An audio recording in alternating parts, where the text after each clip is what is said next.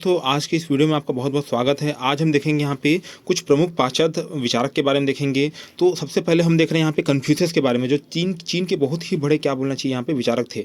तो इनका है ना जन्म कब हुआ था? 551 ईसा पूर्व में। कब हुआ था? 551 ईसा पूर्व में हुआ था, मतलब 50+1 मतलब 51, है ना। ऐसा याद रखिएगा यहाँ पे। और मृत्यु इनकी कब हुई थी? निधन कब हुआ था यहाँ पे? 479 ईसा पूर्व, है ना। तो 80-1 मतलब 479 ईसा पूर्व, है ना। पूरा नाम क्या था यहाँ पे? Kong Q Confucius. इनका पूरा नाम क्या था? कोंग क्यू कन्फ्यूशियस था यहाँ पे। अनुयायी इनको किस नाम से पुकारते थे यहाँ पे? अनुयायी इनको कुंड फुस्से, है ना। कुंड फुस्से किसका नाम था? कन्फ्यूशियस का नाम था। और अनुयायी इनको प्यार से कुंड फुस्से ही कहते थे। कुंड फुस्से का अर्थ क्या होता है यहाँ पे? महान गुरु होता है। क्या होता है इसका अर्थ? क्या होता है? महान गुरु होता है ना। इसका अर्थ क्या होता है? महान गुरु होता है यहाँ पे, ठीक है। अब यहाँ पे ये चाणक्य शिक्षक थे यहाँ पे, और दार्शनिक भी थे यहाँ पे, और क्या थे? राजनीतिक भी थे और दार्शनिक भी थे। ये अपने को बताना है। शिक्षक, राजनीतिक और दार्शनिक, ये तीनों इनमें गुण थे यहाँ पे। नैतिकता का इन्होंने पाठ पढ़ाया यहाँ पे। नैतिकता इनमें कूट कूट कर भरी थी। नैतिकता के बारे में इन्होंने बहुत कुछ बताया यहाँ पे। नैतिक, दार्शनिक, सामाजिक नैतिकता और नैतिक मूल्यों पर बल दिया यहाँ पे ना। तो नैतिक दार्शनिकता, है ना। उसके बाद क्या हो जाएगा यहाँ पे? नैतिक दार्शनिकता। उसके बाद क्या हो जाएगा यहाँ पे? नैतिक दार्शनिक के बाद क्या हो जाएगा अपना, है ना। नैतिक दार्शनिकता हो गया अपने यहाँ पे। और उसके बाद क्या हो जाएगा अपने यहाँ पे? सामाजिक नैतिकता हो गया यहाँ पे। और नैतिक मूल्यों पर इन्होंने क्या दिया? बल दिया, ठीक है। उसके देखिएगा यहाँ पे 23 वर्ष की उम्र आते आते गुरु कहने लगे। मतलब 23 वर्ष की उम्र क्या कहने लगे? गुरु कहने लगे, है ना।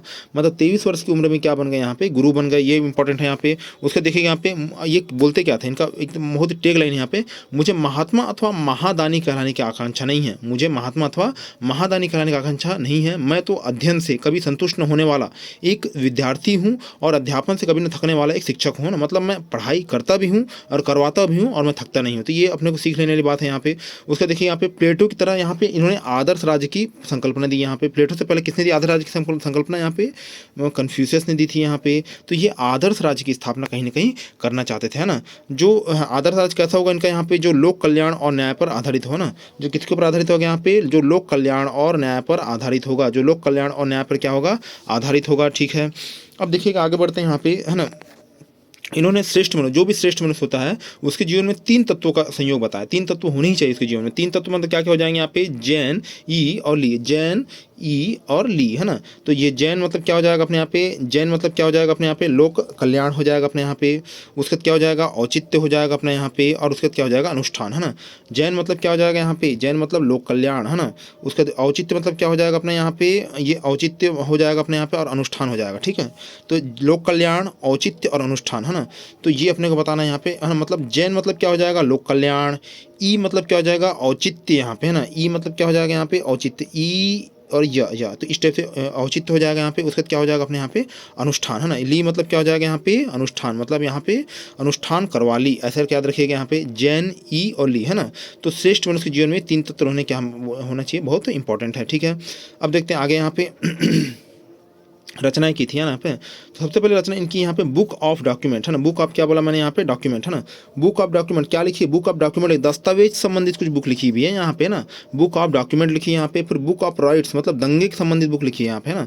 तो बुक ऑफ डॉक्यूमेंट और बुक ऑफ राइट्स, ये अपने को बताना है यहाँ पे। 2 बुक्स होगी यहाँ पे। और कन्फ्यूशियस से, है ना। कन्फ्यूशियस क्या कहता था, है ना, क्या बोलता था, उनका कहना क्या था, उसके ऊपर बुक है यहाँ पे।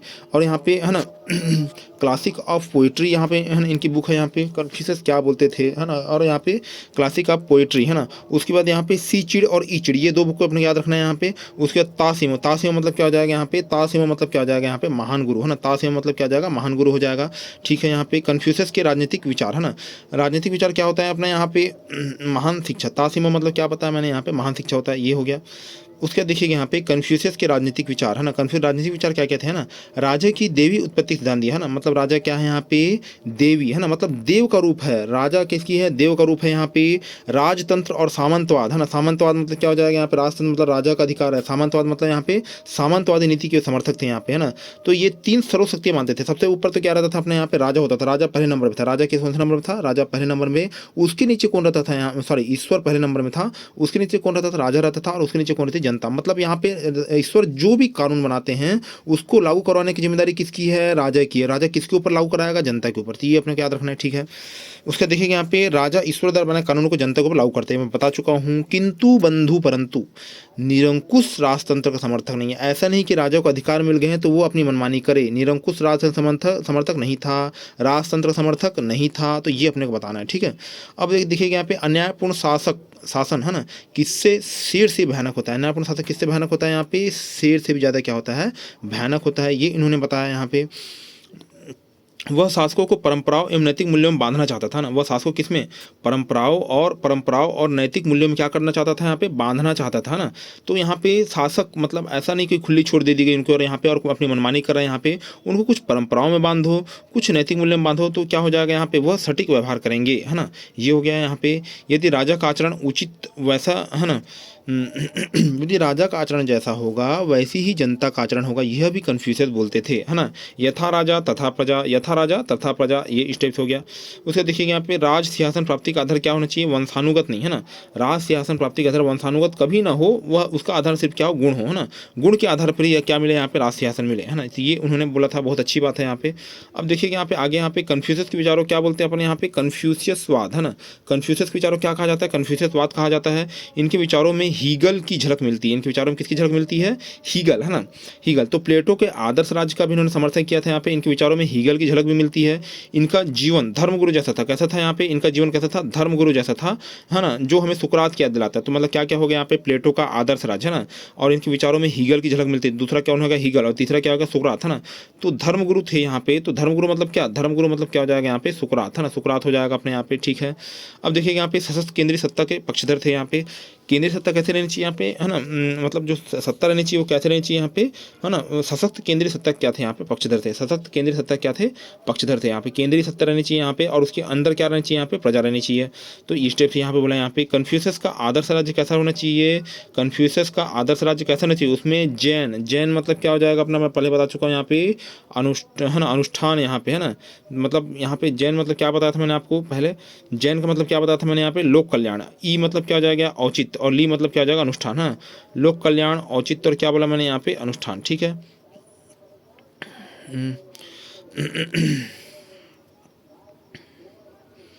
अब देखिए यहाँ पे कन्फ्यूज का आदर्श राज्य मतलब जैन, जैन मतलब क्या हो जाएगा यहाँ पे, लोक कल्याण। जैन मतलब क्या हो जाएगा अपने यहाँ पे, लोक कल्याण है ना। जैन मतलब क्या हो जाएगा, लोक कल्याण हो जाएगा यहाँ पे है ना। और उसके बाद क्या हो जाएगा, ई मतलब क्या हो जाएगा है ना, ली मतलब अनुष्ठान हो गया, और यहाँ पे ई मतलब क्या हो जाएगा यहाँ पे, औचित्य हो जाएगा है ना, औचित्य हो जाएगा। उसके बाद यहाँ पे 9 नियम का पालन, 9 नियम का पालन में सबसे पहला नियम क्या है यहाँ पे, चारित्रिक विकास करना है ना। चरित्र क्या करना है, विकास करना, 9 नियम पहला नियम। अब उसके बाद यहाँ पे शासन हेतु कठोरता आवश्यक है ना। व्यक्ति को अन्यायी राजा के विरोध का अधिकार है। शासन हेतु क्या बोला यहाँ पे, कठोरता आवश्यक है। शासन हेतु क्या, कठोरता बहुत ज़्यादा इंपॉर्टेंट है ना। ऐसे नहीं कि आप कुछ भी एकदम ढील ढाल कर रहे हैं तो यहाँ पे, नहीं तो जनता डरेगी नहीं, यहाँ पे जनता अपनी मनमानी करेगी। तो यहाँ पे दोनों पक्षों को, चाहे राजा रहे चाहे प्रजा रहे, दोनों को यहाँ पे सामंजस्य बैठाने का उन्होंने प्रयास किया है। व्यक्ति को अन्यायी राजा के विरोध का अधिकार है ना। और ऐसे नहीं मतलब शासन जो कर रहा है राजा यहाँ पे, वह भी अन्याय नहीं कर सकता, और जनता को भी यहाँ पे अन्यायी राजा के खिलाफ है ना, जनता को बिना राज्य के खिलाफ यहाँ पे विरोध करने का क्या बोला मैंने यहाँ पे, अधिकार है, ठीक है। सार्वजनिक शिक्षा यहाँ पे सिर्फ कुलीन हेतु नहीं, यहाँ पे आम जनता हेतु भी होनी चाहिए है ना। सिर्फ कुलीन हेतु मत रहे यहाँ पे, आम जनता हेतु भी रहे यहाँ पे, ये हो गया है ना। किंतु महिलाओं हेतु, ये बहुत ही मुझे अच्छी चीज़ नहीं लगती यहाँ पे, उन्होंने महिलाओं की शिक्षा को कहीं भी यहाँ पे प्राथमिक आधार नहीं माना यहाँ पे है ना। तो ये हो गया अपना यहाँ पे वर्ण व्यवस्था का समर्थन किया, किंतु यहाँ पे कठोरतम वर्ण व्यवस्था का समर्थन नहीं किया है ना। वर्ण व्यवस्था का समर्थन तो किया, परंतु कठोरतम वर्ण व्यवस्था नहीं होनी चाहिए, ठीक है, ये अच्छी चीज़ है। राज्य के परिवार का ही विस्तृत रूप है ना। राज्य क्या बोला यहाँ पे, राज्य जो है राजा के परिवार का ही विस्तृत क्या है यहाँ पे, रूप है ना। तो ये उन्होंने बोला, ये भी अच्छी चीज़ है यहाँ पे कि वो सब चीज़ को परिवार मानता है। कन्फ्यूशियस की शिक्षा योजना है ना। तो यहाँ पे दार्शनिक और शिक्षक दोनों यहाँ पे इन्होंने बुक लिखी तासिमो, इसका अर्थ क्या होता है, महान शिक्षा होता है, ये भी अपने को याद रखना है, ठीक है। अब उसके बाद देखिएगा यहाँ पे है ना, मस्तिष्क शुद्धि है तो यहाँ पे ज्ञानार्जन आवश्यक है ना। मस्तिष्क शुद्धि तो क्या बोला मैंने यहाँ पे, ज्ञानार्जन आवश्यक है ना।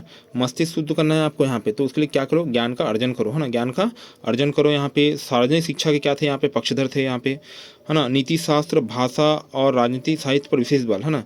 नीति शास्त्र, भाषा, राजनीति और साहित्य पर क्या बोला यहाँ पे, विशेष बल, ठीक है। यहाँ पे नीति शास्त्र, भाषा और राजनीति और साहित्य पर इन्होंने क्या दिया, विशेष बल दिया। यहाँ पे कन्फ्यूशियस का रन सिद्धांत है ना। पूरी विचारधारा 4 तत्वों से मिलकर बनी हुई है ना। 4 तत्व मतलब कौन कौन से हो जाएंगे यहाँ पे, रन है ना।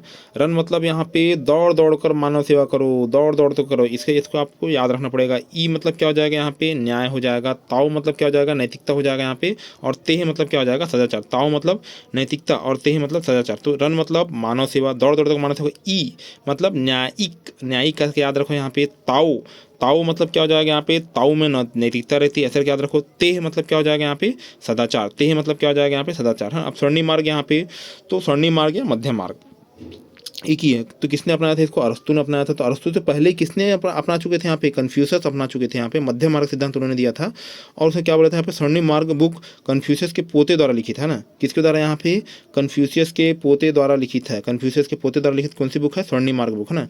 यह मुख्यतः नैतिक दर्शन की पुस्तक है ना, यह मुख्यतः किसकी पुस्तक है यहाँ पे, नैतिक दर्शन की पुस्तक है ना। नैतिकता की दृष्टि से कन्फ्यूशियस मध्यम मार्ग के समर्थक था ना, कौन से मार्ग यहाँ पे, मध्यम मार्ग का समर्थक था। ठीक है, यहाँ पे किससे लिया था, मध्यम मार्ग से किसने, कौन अपना चुका था, अरस्तु के पहले है ना, कन्फ्यूशियस ने अपना चुका था ना। और उसके देखिएगा यहाँ पे कि अपना जीवन के विभिन्न क्षेत्रों में अपने कर्तव्यों का समुचित निर्वहन, ये स्वर्णिम मार्ग है ना। तो जीवन के अगर आप विभिन्न क्षेत्रों में अपने कर्तव्यों का समुचित निर्वहन कर रहे हो तो वही क्या कहलाएगा आपका यहाँ पे, स्वर्णिम मार्ग कहलाएगा। ठीक है, सॉरी। नैतिक जीवन साम्य, सामंजस्य एवं संतुलन पर आधारित होता है ना, किसके ऊपर, साम्य के ऊपर आधारित होता है, सामंजस्य के ऊपर आधारित होता है, और संतुलन के ऊपर क्या होता है, आधारित होता है। ठीक है, तो ये हो गया अपने यहाँ पे, नैतिक जीवन साम्य, सामंजस्य और संतुलन के ऊपर आधारित होता है। तो ये अपना कन्फ्यूशियस का जो पार्ट है यहाँ पर खत्म होता है। आपका वीडियो में बने रहने का अभी तक बहुत बहुत धन्यवाद। आपका दिन शुभ हो।